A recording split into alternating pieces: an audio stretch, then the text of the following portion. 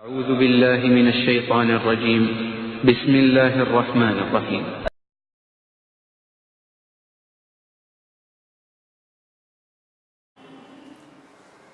السلام علیکم. بسم اللہ الرحمن الرحیم. التائبون العابدون الحامدون السائحون السائحون الراکعون الساجدون آمرون بالمعروف والنہون عن المنکر والحافظون لحدود اللہ وبشر المؤمنین. آج کی اس صحبت میں آپ کے سامنے مسلمان کی تصویر قرآن کے آئینے میں یہ رکھنا پسند کروں گا. ایک مسلمان جب وہ ایمان لے آتا ہے تو اس کی زندگی ایمان لانے کے بعد جس اعمال سے گزرتی ہے اس کے اندر جو خوبیاں پیدا ہوتی ہیں قرآن مجید کی مختلف آیات میں ہمیں ملتی ہیں. لیکن بطور خاص سورہ توبہ میں اس کا بڑا بہتر ذکر اللہ رب العالمین نے فرمایا ہے. ہم اس تصویر کو دیکھیں جو قرآن نے ایک مومن کی، ایک مسلمان کی پیش کی ہے، اور آج ہم خود اپنی تصویر اور امت مسلمہ کی تصویر اس تصویر کے آئینے میں دیکھنے کے لیے کوشش کریں. پتہ چلے گا کہ ہم آج کہاں کھڑے ہیں. اگر اللہ کے کرم سے، اس کے فضل سے ہماری موجودہ تصویر قرآن کی تصویر سے ٹیلی ہوتی ہو تو خدا کا شکر بجا لائیں. خدا نخواستہ کہیں تو قرآن اور ہم ایک جیسے ہیں اور کہیں قرآن جیسا بتاتا ہے ویسے ہم نہیں ہیں، تو ہمارے لیے ضروری ہوگا کہ خود کو اس سانچے میں ڈھالیں جس سانچے میں قرآن ہمیں پیش کر رہا ہے. اللہ رب العالمین نے ان لوگوں کا ذکر کیا جنہوں نے خدا سے اس بات کا معاہدہ کیا، ان اللہ اشتری من المؤمنین انفسہم واموالہم بان لہم الجنہ.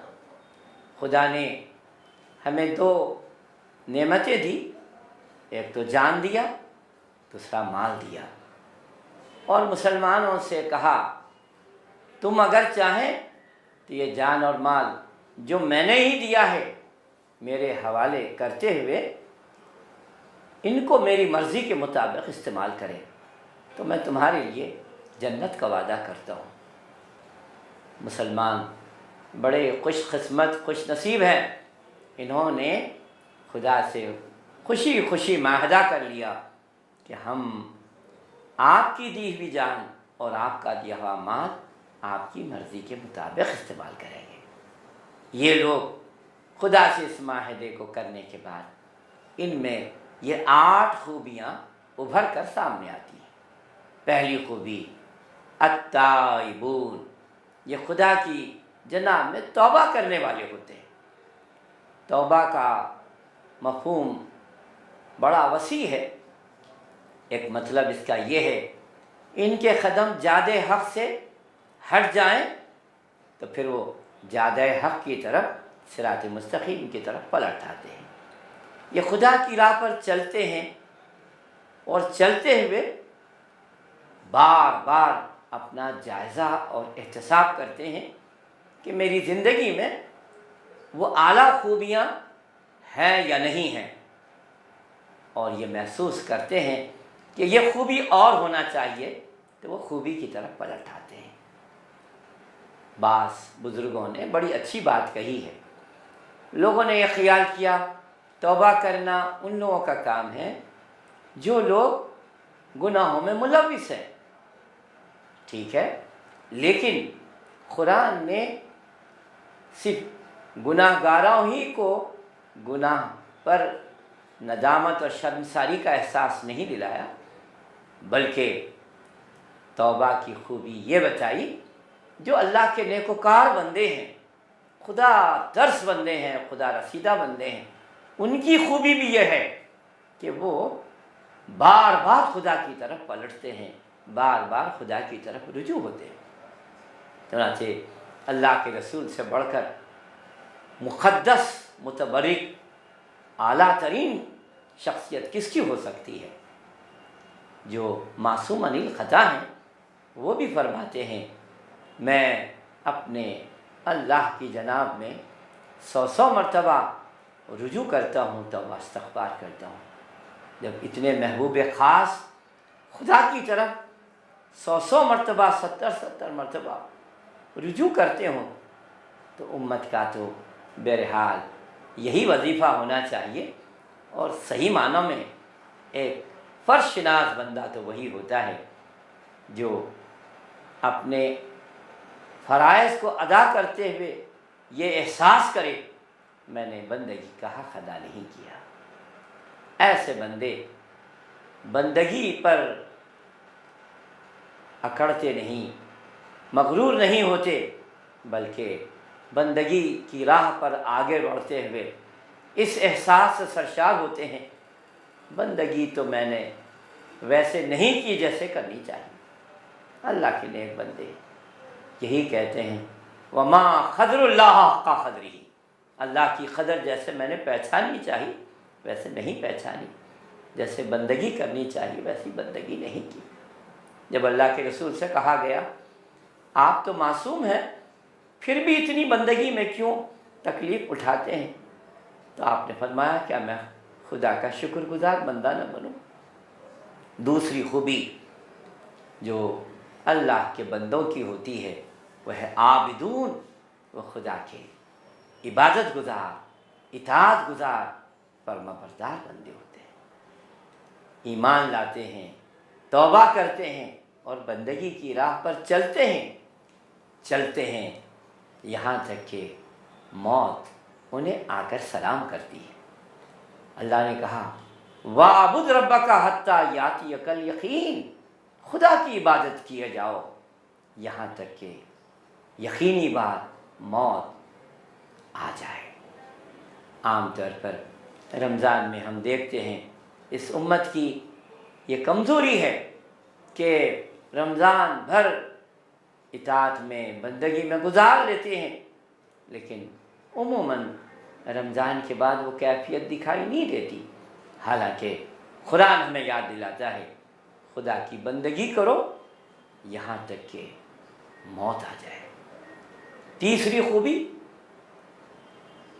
حامدون، یہ خدا کے گیت گانے والے، حمد و ثنا بیان کرنے والے، اس کی تعریف کے گن گانے والے ہوتے ہیں۔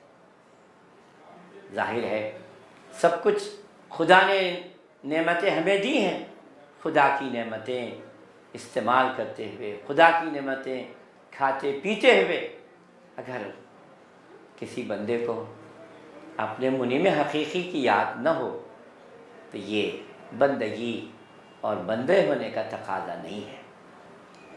خدا کے احسان مند بندے وہی ہوتے ہیں خدا کی نعمتیں جب بھی استعمال کرتے ہیں ان کی زبان پر خدا کی حمد و ستائش ہوتی ہے۔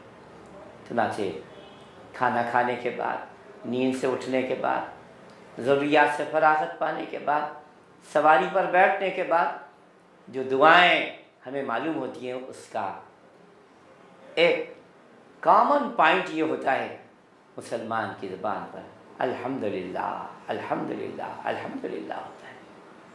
اگر یہ خدا کی حمد و ثنا شعور کے ساتھ، احساس کے ساتھ ہو، انشاءاللہ خدا اپنے بندوں کو اور نعمتوں سے سرفراز کرے گا۔ خدا کی بندگی کا ماحصل ذکر اور شکر ہے۔